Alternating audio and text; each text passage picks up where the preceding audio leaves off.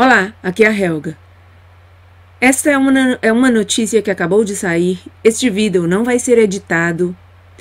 Meu coração está saindo pela boca. Estou com raiva do YouTube, que me está censurando. E não quero deixar passar mais tempo para dar essa notícia. Muito, muito horrorosa. E a tradução eu fiz às pressas, assim que se há algum erro, pois me perdoem.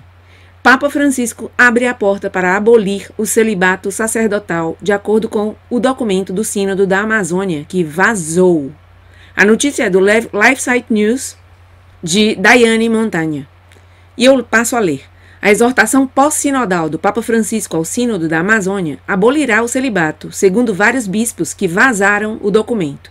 O historiador católico Roberto de Mattei está reivindicando, com base em documentos que recebeu de vários bispos, que a exortação pós-sinodal do Papa Francisco pelo Sínodo da Amazônia abrirá a porta para a abolição do celibato sacerdotal na Igreja Latina. Segundo documentos obtidos por correspondência romana, a exortação apostólica, que deve ser lançada em fevereiro, repete quase literalmente um parágrafo dedicado ao celibato sacerdotal do documento final do Sínodo da Amazônia.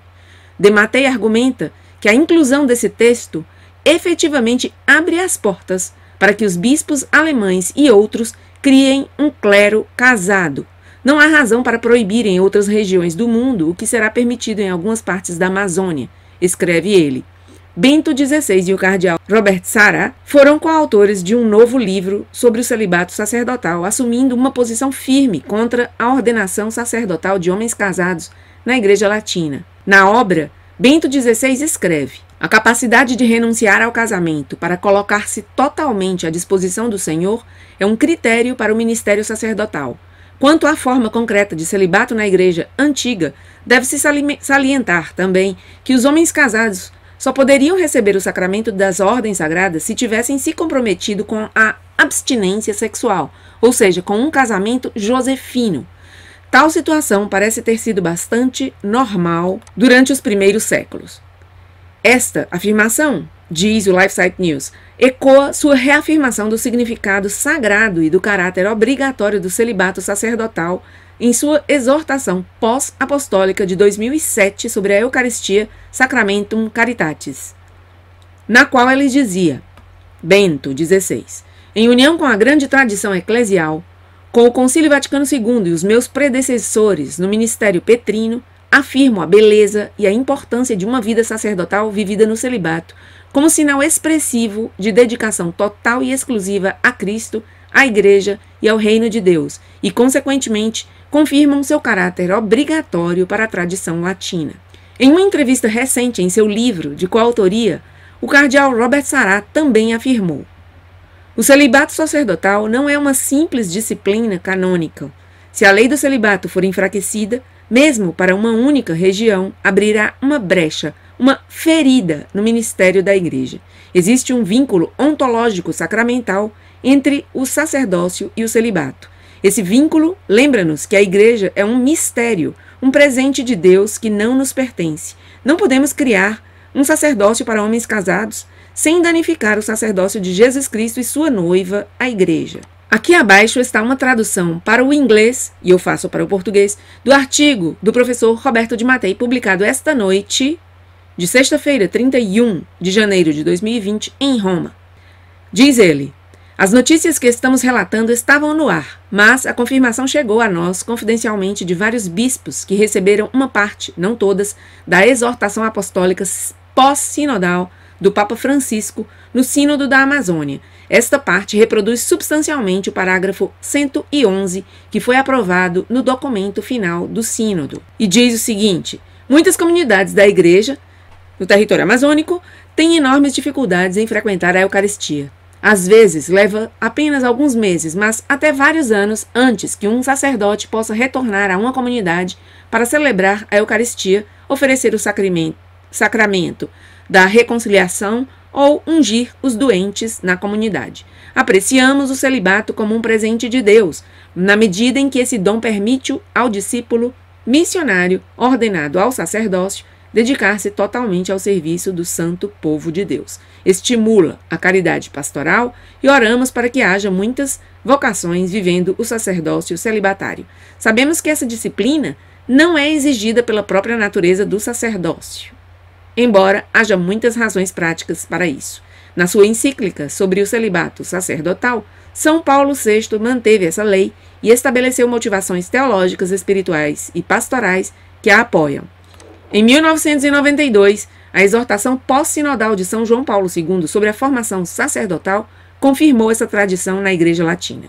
Considerando que a diversidade legítima não prejudica a comunhão e a unidade da Igreja, mas expressa e serve, testemunha a pluralidade de ritos e disciplinas existentes, propomos que critérios e disposições sejam estabelecidos pelas autoridades competentes no âmbito de Lumen Gentium 26 de ordenar sacerdotes, homens adequados e respeitados na comunidade, com uma família legitimamente constituída e estável, que tiveram um diaconado permanente frutífero e recebem uma formação adequada para o sacerdócio, a fim de sustentar a vida da comunidade cristã através da pregação da palavra e da celebração dos sacramentos nas áreas mais remotas da região amazônica. Volto a falar de Matei. Portanto, a porta está aberta. Não há razão para proibir em outras regiões do mundo o que está permitido em algumas partes da Amazônia. Os bispos, o que será permitido em algumas partes da Amazônia. Os bispos alemães e outros estão prontos para estender o acesso ao presbiterado a homens casados considerados adequados pelas autoridades competentes. O que está sendo eliminado não é apenas uma disciplina eclesiástica sujeita a mudanças, mas uma lei da Igreja baseada em um preceito de origem divina e apostólica. 50 anos atrás, no Simpósio dos Bispos Europeus realizado em Tours, em julho de 1969, o cardeal Leo Joseph Swenens, durante sua conferência de encerramento, leu um apelo de Hans Küng para suprimir o celibato sacerdotal. Aquele pedido foi consistente com o papel que a teologia progressiva atribuiu à sexualidade, um instinto que o homem não deve reprimir através do ascetismo, mas libertar, encontrando no sexo uma forma de realização da pessoa humana. Desde então, essa demanda se expandiu e acompanhou o processo de secularização e autodemolição da Igreja, diz Roberto de Mattei. Na realidade, a transgressão do celibato e da simonia foram as grandes pragas que sempre afligiram o corpo místico de Cristo em tempos de crise, e o chamado à continência e à pobreza evangélica foi o padrão de batalha dos grandes santos reformadores. Nos próximos dias de fevereiro, o anti-reformador não será, como tem acontecido tantas vezes, um bispo ou um grupo de bispos, mas o sucessor do próprio Pedro, do próprio São Pedro, diz ele. O celibato eclesiástico é uma glória da Igreja e o que ele está humilhando é a própria vontade de Cristo, transmitida pelos apóstolos até os nossos dias. Como podemos imaginar os católicos em silêncio diante desse escândalo? Assim termina seu artigo, Roberto de Mattei. Obrigada por estar aí. Até meu próximo vídeo.